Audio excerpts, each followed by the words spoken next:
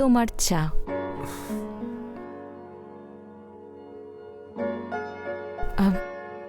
ঋষভ, আমি মা হতে চাই। শোনা, আমরা তো চেষ্টা করছি, বলো, বাকিটা তো ঈশ্বরের হাতে আছে।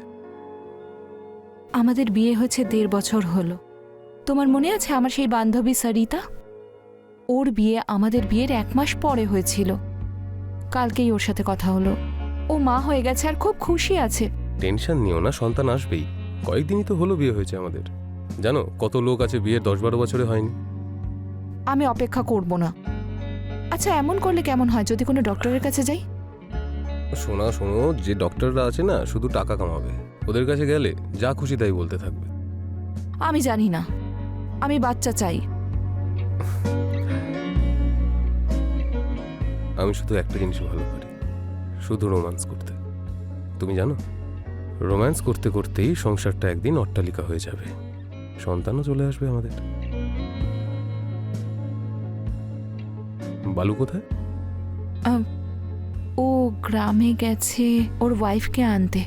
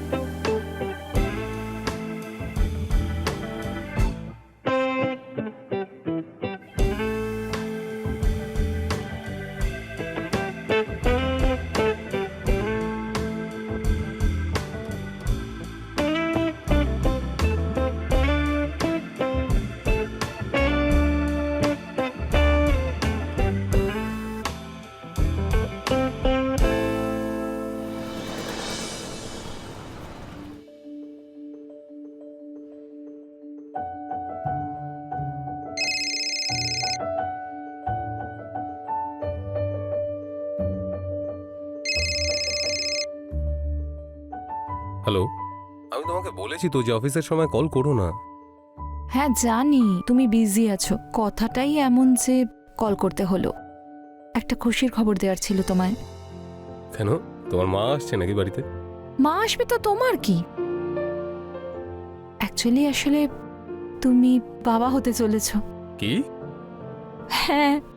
আচ্ছা শোনো না, আজ তুমি অফিস থেকে ছুটি নিয়ে বাড়িতে তাড়াতাড়ি আসতে পারবে? আসলে আমি চাইছিলাম এটা তোমার সঙ্গে সেলিব্রেট করি। আরে আজকে না আমার অনেক কাজ, একটু লেট হয়ে যাবে। তোমার কাছে তো কাজই সবার আগে। যাকগে, তুমি যা ইচ্ছে করো। আচ্ছা বাবা, আমি আসছি। আমি বাবা হতে চলেছি।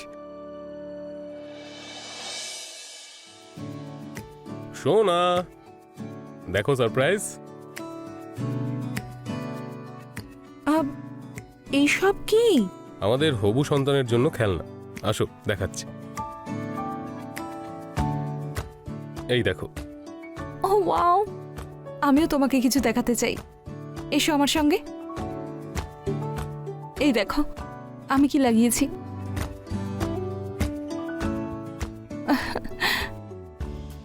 তাহলে বলো, আমায় কোথায় নিয়ে যাবে? কোথায় যেতে চাও তুমি? আমি ভাবলাম তুমি আমাকে বাইরে কোথাও নিয়ে যাবে, আমায় ট্রিট দেবে। দেবো তো ট্রিট। চলো বেডরুমে যাই। একটু তো লজ্জা পাও, এখন তুমি বাবা হতে চলেছো। তো কি হয়েছে, ভালোবাসতে পারবো না নাকি তোমার? করতে পারো, কিন্তু দূর থেকে। দূর থেকে কিভাবে ভালোবাসা যায়? ছাড়ো না, তারপর বলছি।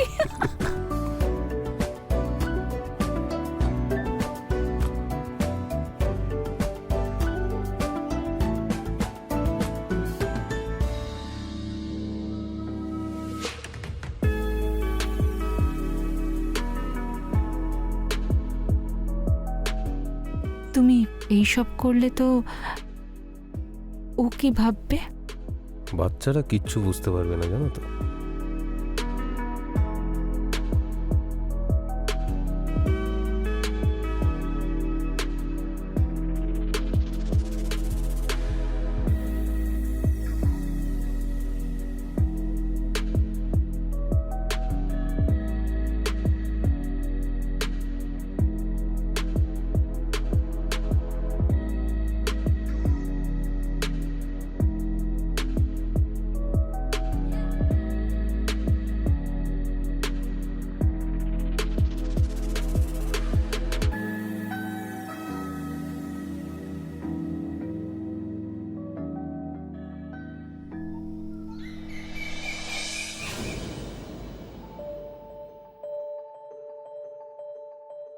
ভালো হয়েছে তুমি পার্বতীকে এনেছো, না হলে ওখানে তোমাকে ছাড়া ওর ভালো লাগে না, আর তোমার এখানে মন লাগে না ওকে ছাড়া।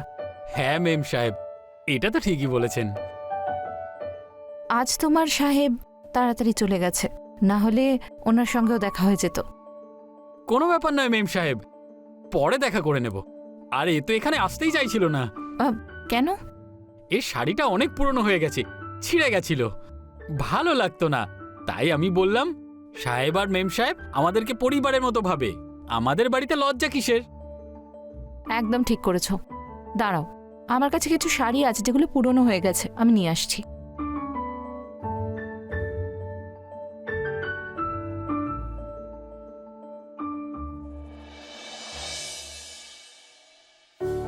আজকে খুব একটা বেশি কাজ নেই, একটা কাজ করা যাক। আজ বাড়ি গিয়ে ওকে সারপ্রাইজ দিই। চাবিও আমার কাছেই আছে, পেছন থেকে গিয়ে জড়িয়ে ধরবো, আনন্দ পেয়ে যাবে। দেখবে মেম সাহেবের পুরনো শাড়িটা না নতুন শাড়ির মতো লাগবে, হিরোইন হয়ে যাবে তুমি, হিরোইন। এই দেখো, এই শাড়িগুলো তোমার জন্য, তোমায় খুব ভালো লাগবে। আচ্ছা শোনো না, আমি একটু মন্দির থেকে ঘুরে আসছি, ততক্ষণ তোমরা গল্প করো, আর সম্ভব হলে ঘরটা পরিষ্কার করে রেখো, ঠিক আছে? ঠিক আছে মেম সাহেব, ঠিক আছে।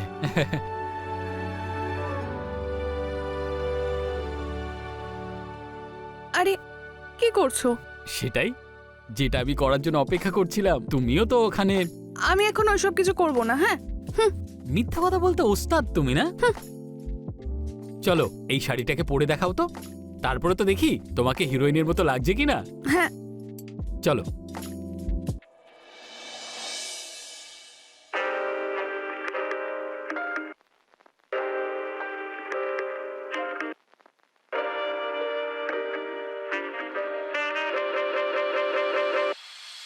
কোনো হিরোইনের থেকে কম নাও তুমি। কি দারুণ লাগছে তোমাকে, তোমাকে দেখে তো আমি আর থাকতে পারছি না। চলে এসো না। কি করছো? কেউ এক্ষুনি এসে যাবে। আরে চিন্তা করো না, কেউ আসবে না। মিম সাহেব মন্দিরে গেছেন, উনি আসতে আসতেই প্রায় 3 ঘন্টা লেগে যাবে, আর সাহেব তো সন্ধ্যাবেলা আসবে।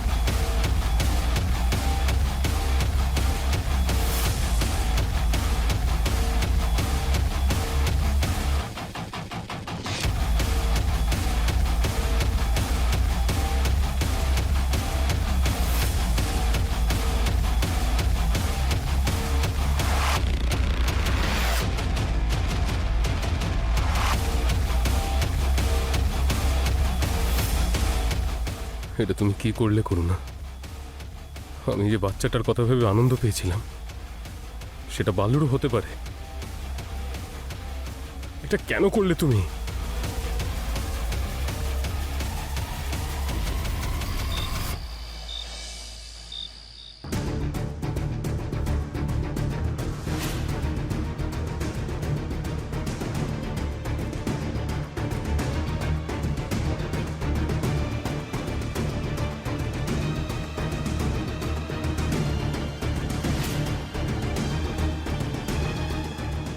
এই নাও তোমার দুধ।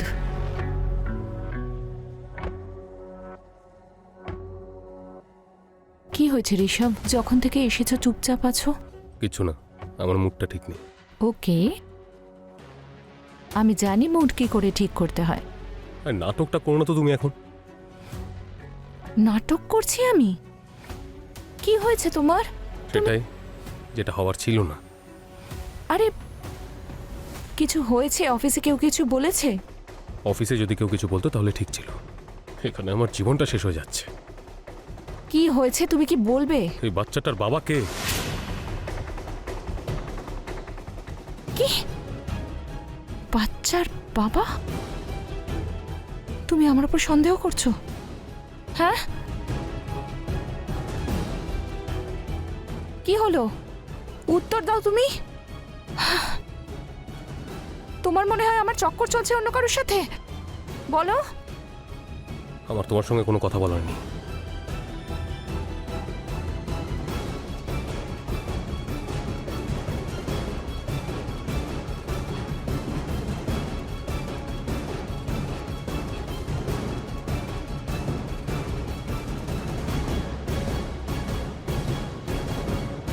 এইসব কি?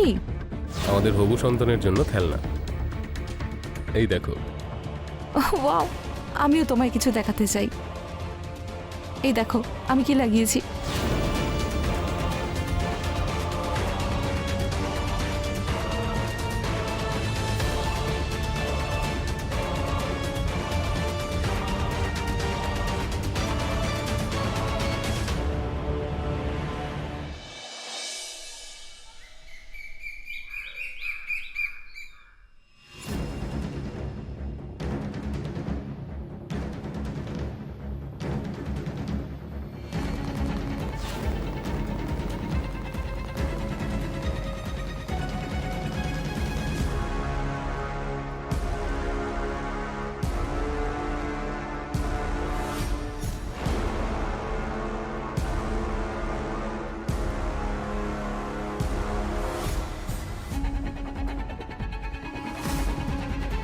আমি আর সহ্য করতে পারছি না।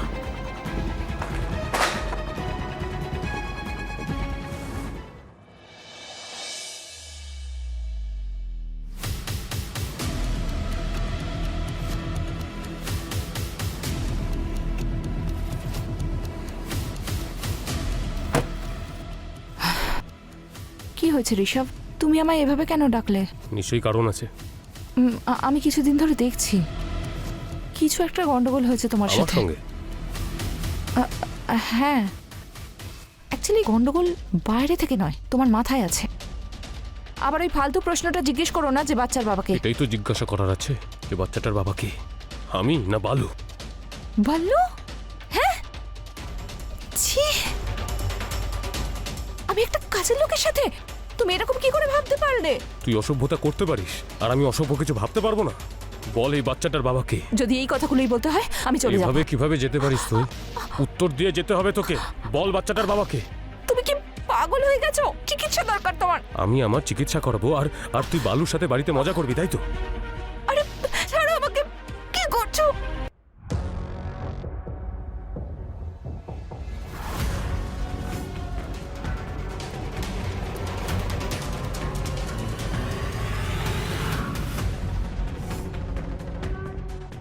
এরকম কেন করলে তুমি?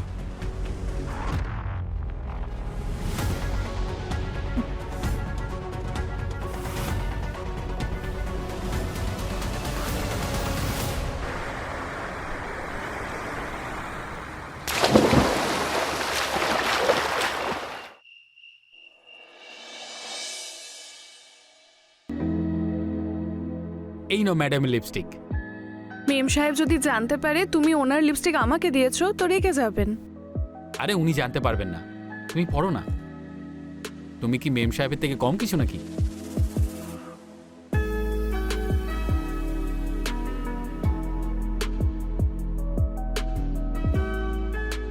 আচ্ছা চলো ঘরে যায়, অনেক রাত হয়ে গেছে, সাহেব আর মেম সাহেব এসে যাবে।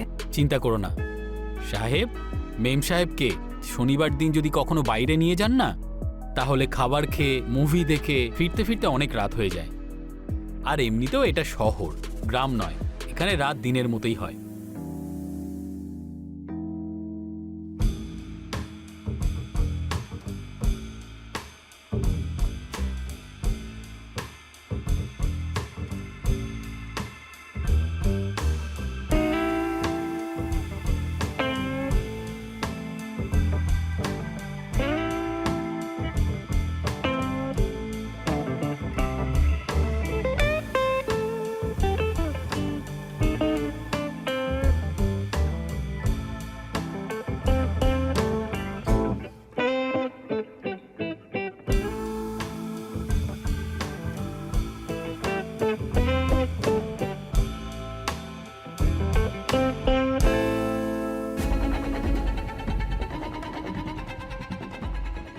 করোনা এখানে কি করে হতে পারে? ওকে তো আমি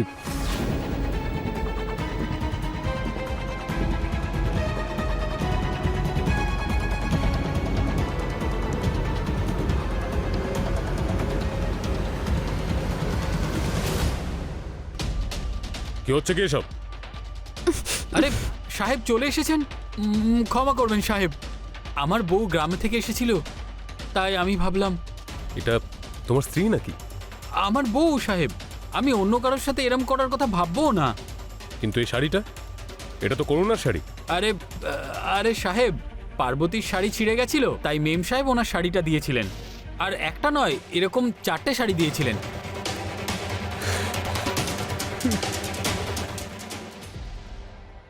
আমি আমার নিজের হাতে আমার আমার আমার স্ত্রীকে মেরেছি। বালু, পুলিশকে কল কর।